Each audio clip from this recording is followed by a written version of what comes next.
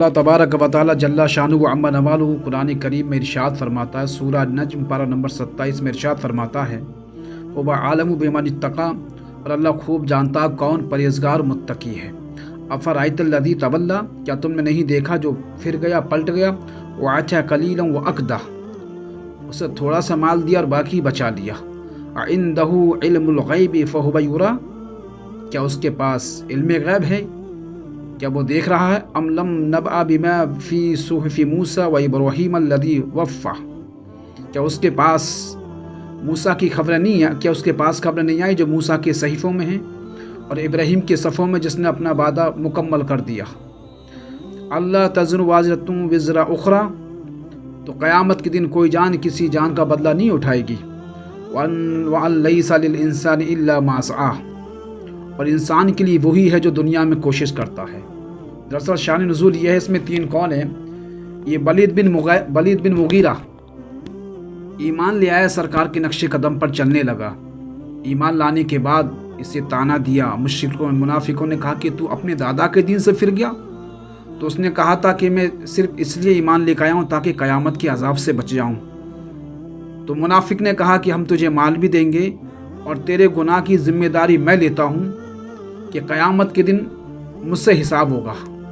تو اللہ نے ارشاد فرمایا، اس کے بارے میں لکھا کہ کوئی جان کسی جان کا بدلہ نہیں اٹھا سکتی ہے، اور جب اسے مال بھی دیا تو بہت مختصر مال دیا، باقی سارا مال بچا لیا۔ اور اللہ سورہ رحمان میں ارشاد فرماتا ہے، فَيَوْمَئِذٍ لَا يُسْأَلُ عَنْ ذَنبٍ إِنسٌ وَلَا جَانٌ، اور قیامت کے دن کسی گناہ گار سے اس کے گناہ کے بارے میں نہ انسان سے پوچھا جائے گا نہ جنوں سے پوچھا جائے گا۔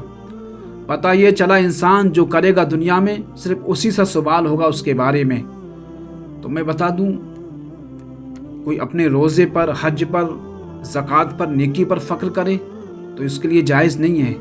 ایک نوجوان تھا، بڑا عبادت گزار، بڑی عبادت کرتا تھا، جس کے پاس جبریل امی بھی جاتے تھے۔ عبادت کا عالم یہ تھا کہ کوئی گناہ اس کے کھاتے میں نہیں تھا، لیکن جب قیامت کا دن ہوگا اسے بلایا جائے گا اللہ کی بارگاہ میں، اور اعمال اتنے اچھے، اندازہ لگائی کوئی گناہ نہیں۔ آج ہم لوگ سے کتنا گناہ ہوتے ہیں دن بھر میں، رات میں گناہ الگ ہیں، دن میں گناہ الگ ہیں، بات بات پہ ہم لوگ گناہ کی بات کرتے ہیں، لیکن وہ ایسا نوجوان لکھا ہے کہ اس کے خاتے میں کوئی گناہ نہیں، ساری نیکیاں، جس کی نیکیوں کا وزن پہاڑ سے زیادہ ہو، یہ بندہ قیامت کے دن آئے گا، اللہ اس سے فرمائے گا کہ تو جا جنت میں جا۔ یہ جنت میں جانے لگے، کہے گا میرے مولا میرے اعمال اتنے اچھے تھے کہ میں جنت ہی میں جاتا، میرے کام اتنے اعلیٰ تھے کہ میں دوزخ میں نہیں بلکہ جنت میں جاتا۔ اللہ تعالیٰ فرمائے گا فرشتوں سے اسے روک لو، اس نوجوان کو روکا جائے گا۔ لوگ اپنی حیثیت دیکھیں، ایک سجدہ کیا تکبر پیدا ہو گیا، 5 وقت کی نماز کی توفیق کیا ملی، ہم لوگ تکبر کرنا شروع کر دیتے ہیں۔ اللہ نے ہمیں حاجی کیا بنا دیا، ہم دوسروں کو حقیر سمجھتے ہیں۔ یاد رکھو، حقیر سمجھنے والا انسان، اس سے بڑا کوئی حقیر نہیں دنیا کے اندر۔ اور قیامت کے دن اگر رسوائی کا عذاب کسی کے چہرے سے ظاہر ہوگا تو یہ وہ بندہ ہوگا جو اپنی نیکیوں پہ فخر کرتا تھا اور دوسروں کو حقیر سمجھا کرتا تھا۔ قیامت کا دن ہوگا، اسے روکا جائے گا، اللہ حکم فرمائے گا فرشتوں جاؤ ایک کاغذ کا ٹکڑا لے کر آؤ، میزان عمل ہوگا، اس کی ساری نیکیاں ایک پلے میں اور وہ کاغذ کا ٹکڑا ایک پلے میں رکھا جائے گا، اور جب وزن ہوگا تو اس کی ساری نیکیاں اس کاغذ کے ٹکڑے کے مقابلے میں کم پڑیں گی۔ اللہ فرمائے گا میرے بندے تیری نیکیاں تو ہے ہی نہیں، اس کاغذ کے ٹکڑے کا وزن زیادہ ہو گیا۔ اللہ فرمائے گا اسے دوزخ میں لے جا کے ڈال دو۔ اب کہے گا میرے مولا میں نے تو کوئی گناہ ہی نہیں کیا، میں نے کوئی گناہ نہیں کیا، پھر مجھے دوزخ میں کیوں، اور میری نیکیاں کم کیوں پڑی اس کاغذ کے ٹکڑے کے سامنے؟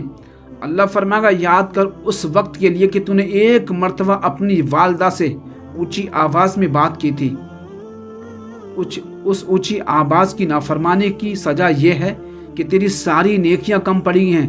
اندازہ لگائیے، ایک مرتبہ اونچی آواز میں بات کر لی مطلب نے اپنی والدہ سے تو اس کی پہاڑ جیسی ساری نیکیاں کم پڑی۔